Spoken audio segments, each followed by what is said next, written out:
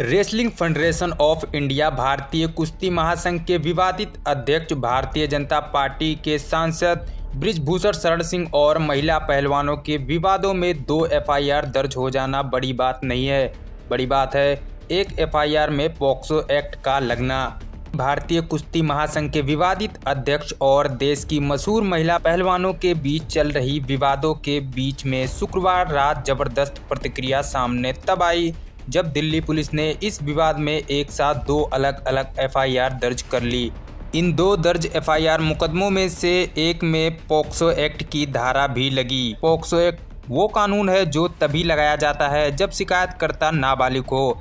मतलब साफ है कि 2 एफआईआर में से किसी भी एक में शिकायतकर्ता नाबालिग जरूर है। तो दोस्तों आइए जानते हैं कि पीड़ित पक्ष के लिए कानून के नजरिए से पॉक्सो एक्ट आखिर कितना प्रभावशाली होता है। इसी पॉक्सो एक्ट के नाम से आखिर मुलजिम या संदिग्ध को क्यों आने लगता है पसीना। पॉक्सो एक्ट भारत सरकार द्वारा बनाया गया वो विशेष और कठोर अधिनियम है जो बच्चों नाबालिगों के प्रति होने वाले यौन शोषण जैसे अपराधों पर अंकुश लगाने में बेहद कारगर है। इस एक्ट के अंतर्गत यौन शोषण, यौन उत्पीड़न और पोर्नोग्राफी के विरुद्ध संरक्षण हेतु कई कामयाब कानूनी प्रावधान किए गए हैं। साल 2012 में भारत सरकार ने पॉक्सो एक्ट को पॉक्सो अधिनियम महिला और बाल विकास मंत्रालय के जरिए अधिनियमित कराया था। इस बेहद सख्त अधिनियम के अंतर्गत बाल यौन शोषण का वर्गीकरण और मुलजिमों, संदिग्धों, आरोपितों को सजा हेतु कई प्रावधान समाहित किए गए हैं जिनकी व्याख्या पढ़ने भर से ही आरोपी को पसीना आ जाता है।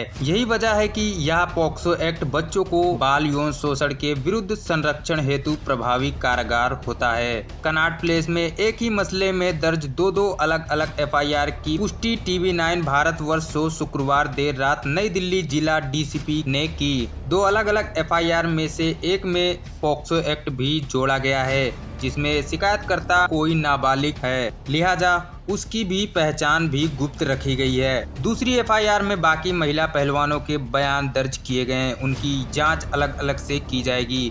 पॉक्सो एक्ट यानी यौन अपराधों के खिलाफ बच्चों की सुरक्षा, इसे अंग्रेजी में protection of children against sexual offence के नाम से जाना जाता है। संक्षिप्त में यह पॉक्सो एक्ट के नाम से जाना जाता है। इस गंभीर मगर बेहद प्रभावी एक्ट के तहत कड़ी सजा का प्रावधान है। आरोपी द्वारा बच्चों के निजी अंगों को टच करना, बच्चों को अश्लील सामग्री दिखाना या देखने के लिए विवश करना आदि, ये सभी पॉक्सो एक्ट के तहत रेप की श्रेणी में आते हैं। दूसरे शब्दों में कह सकते हैं कि पॉक्सो एक्ट 18 साल से कम उम्र में बच्चों का यौन अपराधों से संरक्षण प्रदान करना। इस एक्ट के अंतर्गत 2 आयु वर्ग आते हैं। पहला 12 वर्ष से कम उम्र के पीड़ित बच्चे और दूसरे में 12 साल से अधिक उम्र के और 18 साल से कम उम्र के बच्चों को संरक्षण देता है। उम्र कैद से फांसी की सजा तक का प्रावधान है इस कानून में। दोस्तों 12 साल तक के उम्र के बच्चों के साथ किए गए यौन अपराध साबित होने पर आरोपी को पॉक्सो एक्ट के तहत उम्र कैद की सजा या फिर फांसी तक की सजा सुनाई जा सकती है, जबकि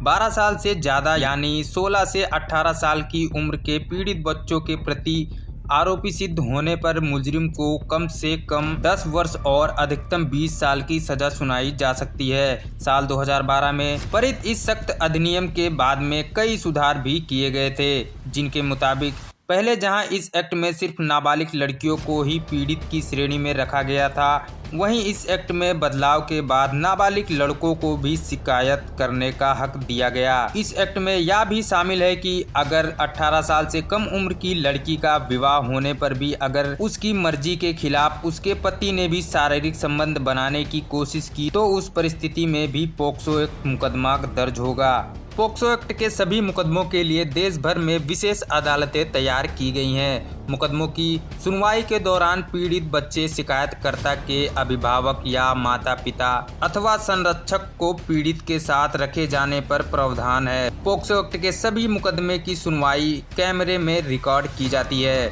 शिकायतकर्ता के दिव्यांग, शारीरिक या मानसिक रूप से सक्षम होने की स्थिति में कोर्ट द्वारा उसे अनुवादक, लेखक, दुभाषिया या विशेष शिक्षक उपलब्ध कराया जाता है। पॉक्सो एक्ट का मुकदमा दर्ज होते ही उसकी सूचना पुलिस 24 घंटे के अंदर बाल कल्याण समिति को देगी। पीड़ित अगर बच्ची है तो उसकी जांच सिर्फ महिला चिकित्सा द्वारा ही की जाएगी। ना कि पुरुष विशेषज्ञ या चिकित्सा द्वारा।